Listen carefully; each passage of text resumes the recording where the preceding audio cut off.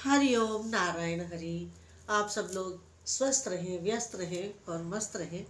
इसी प्रार्थना के साथ, इसी मंत्र के साथ, इसी कामना के साथ मैं रोज अपना वीडियो शुरू करती हूँ और आज भी शुरू कर रही हूँ। तो आज का जो मेरा वीडियो है ये मेरी माँ के साथ, मेरी गुरु माँ के साथ घटित घटना है, लेकिन शिक्षात्मक है। शिक्षात्मक है। इससे बहुत कुछ समझने को भी मिलेगा, सीखने को भी मिलेगा और अध्यात्म कैसे कार्य करता है ये भी जानने को मिलेगा। तो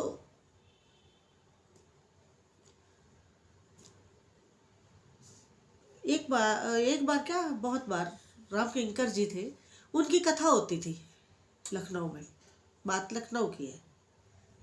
तो जो मेरी गुरु माँ थी वो राम किंकर जी महाराज की कथा में जरूर जाती थी, जरूर जाती थी। उनकी कथा अगर उन्हें ऑफिस से छुट्टी लेकर भी सुननी पड़ती थी तो वो सुनती थी, लेकिन शाम को होती थी तो उनको छुट्टी कम ही लेनी पड़ती थी। तो एक बार की बात है कि और राम किंकर जी की कथा में बहुत बहुत भीड़ होती थी।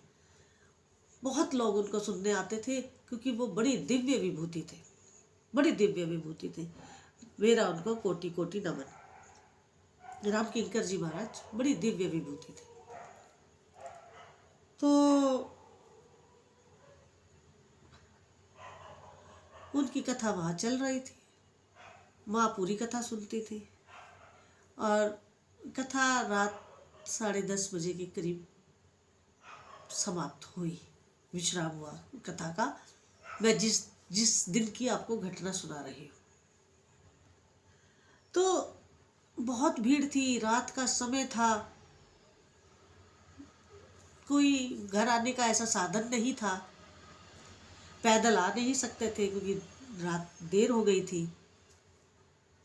तो वहाँ पर बहुत ज़्यादा भीड़ थी और वहाँ पर केवल एक रिक्शा वाला खड़ा था, एक ही रिक्शा वाला खड़ा था। और वो जो एक रिक्शा वाला खड़ा था, सारे उसके पास गए, जितने लोग वहाँ थे। हर कोई चाह रहा था कि उन्हें घर जाने का साधन मिल जाए।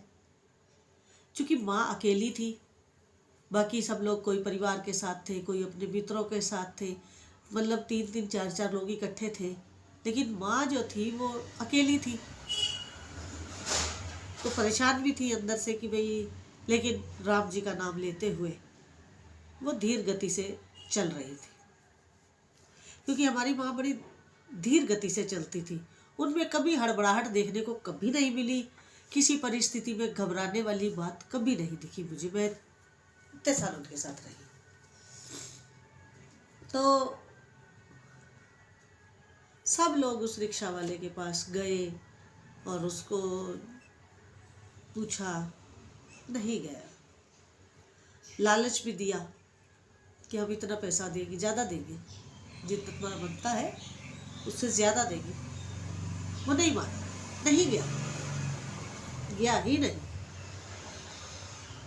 माँ को ये पता था कि इतने लोग हैं, इतने सारे लोग हैं, किसी के साथ ये चला जाएगा।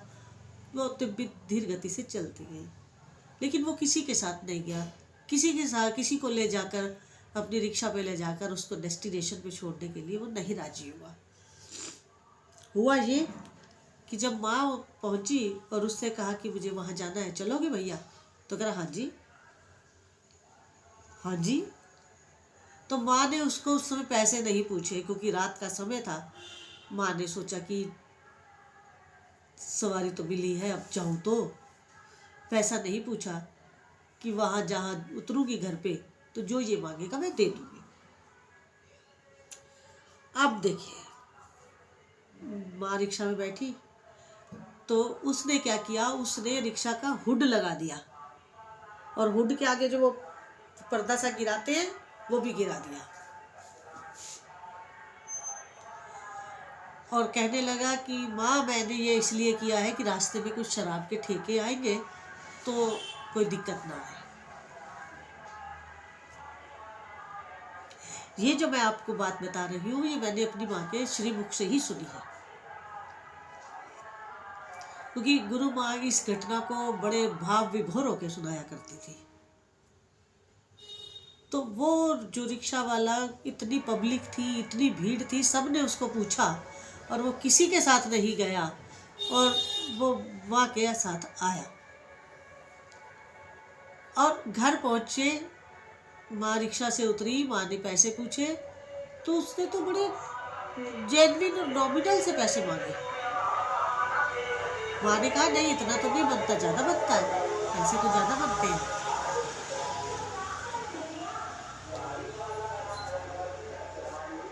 उसने कहा नहीं मेरा तो इतना ही बनता है। तो उसने कहा माँ आप जब तक अंदर घर के जाके दरवाजा बंद नहीं कर लेती मैं यहीं खड़ा हूँ।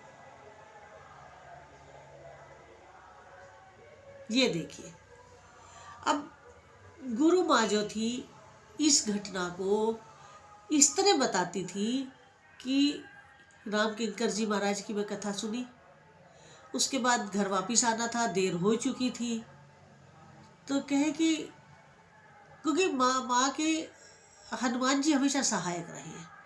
बहुत सारी गुरु माँ के जीवन में ऐसी घटनाएं घटी है जहाँ हनुमान जी ने साक्षात आकर के उनकी मदद की है। तो गुरु माँ इस घटना को यूँ बताती थी कि वो रिक्शा वाला आम रिक्शा वाला नहीं था, वो हनुमान जी ही थे जो माँ की रक्षा के लिए उस समय वहाँ मौजूद थे। माँ की, और अगर कोई आम रिक्शा वाला होता तो उसको तो बहुत बड़ी बड़ी ऑफर दी लोगों ने कि अब तुझे इतना ज़्यादा पैसा देंगे, चल नहीं गया। और माँ से उसने पैसे ज़्यादा लिए नहीं और एक भाई की तरह सुरक्षित उनको वहाँ तक छोड़ कर गया, क्योंकि वो हनुमान जी को अपना भाई मानती थी गुरु माँ। तो गुरु माँ उस रिक्शा वाले को हनुमान जी के रूप में लेती थी और कहती थी कि उस रात घर कैसे आते, बड़ी समस्या थी, लेकिन एक ही रिक्शा वाला था और हजारों की भीड़ थी, लेकिन वो किसी के साथ नहीं गया, वो मेरे साथ आया और मैंने एक बार जाके कहा तो वो मान गया। तो माँ उस रिक्शा वाले को हनुमान जी मानती थी और कहती थी कि मान न मान मैत्रियानंद, ये है तो हनुमान जी ही थे जिन्होंने उस रात मेरे को मेरे घर तक सुरक्षित पहुंचाया, सेफ पहुंचाया। और माँ उस हनुमान जी जो रिक्शा वाले के रूप में थे उनको हमेशा नमन करते थे। अब देखिए, भक्त हृदय थी माँ, तो इसलिए उनको ये बात बड़ी दिल पे उनके छाई हुई थी। लेकिन अगर कोई आम इंसान होता तो वो तो कहता कि हम तो रिक्शा करके आए, इसमें कौन सी बात है, पैसा दिया है हमारे। लेकिन नहीं, महात्मा लोगों की सोच समझ, उनका थॉट प्रोसेस अलग होता है। वो हर चीज़ में प्रभु की कृपा मानते हैं और होती भी है, होती भी है। ऐसा नहीं है कि कपोल कल्पना, ना ना ना, घटनाएं घटती हैं, भगवान रूप बदल के आते हैं। मैं आपको एक और कल घटना ऐसी बताऊंगी जो अभी रिसेंटली ही हुई है, बहुत ज़्यादा समय नहीं हुआ है, और जिनके साथ हुई है वो आज भारत के नंबर 1 संत है, बताऊंगी मैं आपको, वो कथा भी सुनाऊंगी। तो इसलिए हमेशा प्रभु के स्मरण में रहिए, अपने आप को उनको समर्पित करके चलिए। प्रभु आपकी मदद के लिए जरूर आएंगे। ईश्वर सबकी मदद करते हैं, आपकी भी मदद करेंगे, पर शर्त एक है, भरोसा विश्वास होना ही चाहिए। अगर आपको मेरा आज का वीडियो अच्छा लगा हो तो मेरे YouTube channel spiritual walk with मैत्री को अधिक से अधिक सब्सक्राइब करें, लाइक करें, शेयर करें और बेल आइकन जरूर क्लिक कर दें ताकि आपको वीडियो अपलोड करते ही नोटिफिकेशन मिल जाए। हरि ओम, नारायण हरि।